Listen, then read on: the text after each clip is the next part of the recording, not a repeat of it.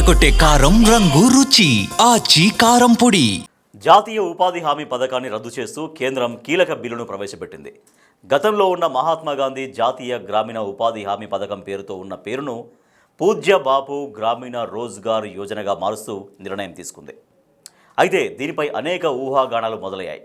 రైతులకు ఇకపై పనులు ఉండవా, ఉపాధి లభించదా అన్న అనుమానాలు వ్యక్తమవుతున్నాయి. వాటన్నింటికీ సమాధానాలు ఈ స్టోరీలో తెలుసుకుందాం. National rural employment guarantee act నరేగాను రద్దు చేసేందుకు కేంద్రం లోక్సభలో బిల్లును ప్రవేశపెట్టింది. అయితే ఈ పథకం రద్దు నేపథ్యంలో ప్రత్యామ్నాయంగా మరో పథకాన్ని అందుబాటులోకి తీసుకొచ్చింది.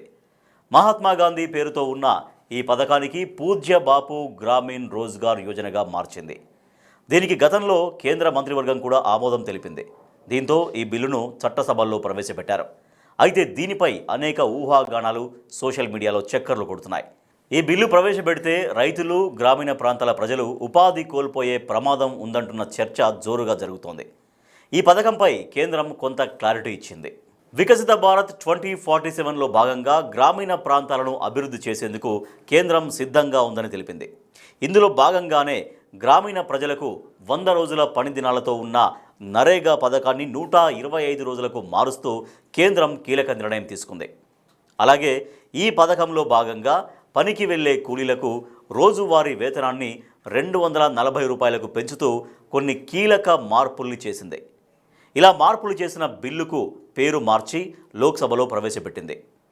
పూజ్య గ్రామీణ రోజ్గార్ యోజన పథకం కోసం కేంద్ర ప్రభుత్వం 1.51 లక్షల కోట్ల నిధులను కేటాయిస్తున్నట్లు తెలిపింది.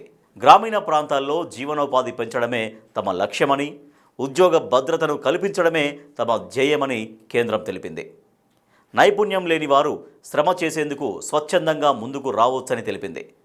గ్రామంలో అర్హులైన ప్రతి ఒక్క కుటుంబానికి 100 రోజులకు గాను 125 రోజులు పని కల్పించేలా కొత్త చట్టం తీసుకొచ్చామని చెబుతున్నారు బీజేపీ నాయకులు. ఈ కొత్త చట్టంలో చాలా కొత్త విషయాల్ని పొందుపరిచింది. అక్రమంగా లబ్ధి పొందుతున్న వారి పేర్లను జాబితా నుంచి తొలగించింది. అర్హులైన వారికే ఈ పథకం వర్తించేలా కొత్త రూల్స్ తీసుకొచ్చింది.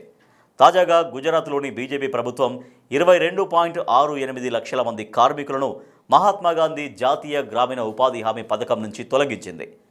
నకిలీ ఎంట్రీలు, తప్పుడు రిజిస్ట్రేషన్, వలసలు, గ్రామాలను పట్టణ ప్రాంతాలుగా వర్గీకరించడం, ఇలా అనేక కారణాలతో తొలగింపు ప్రక్రియ చేపట్టింది.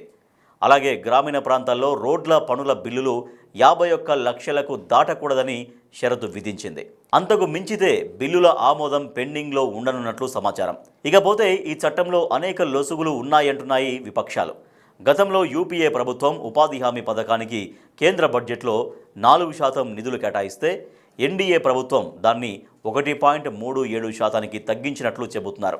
అంతేకాకుండా ఈ పథకంలో భాగంగా చేపట్టే పనుల్లో మెటీరియల్ కాంపోనెంట్ వ్యయం గతంలో 10%కు మించకూడదని నిబంధన విధిస్తే తాజాగా ఎన్డీఏ ప్రభుత్వం దాన్ని 40%కి మించకూడదని షరతు విధించినట్లు విపక్షాలు విమర్శిస్తున్నాయి. ఈ ఉపాధి హామీ పనులకు వచ్చే కూలీలకు ఆధార్ ప్రామాణికం తప్పనిసరి కాదని, గతంలో సుప్రీంకోర్టు ఇచ్చిన ఆదేశాలను అమలు చేయడం లేదని చెబుతున్నారు. ఆధార్ అనుసంధానం లేని జాబ్ కార్డులను రద్దు చేస్తున్నట్లు వార్తలు వస్తున్నాయి.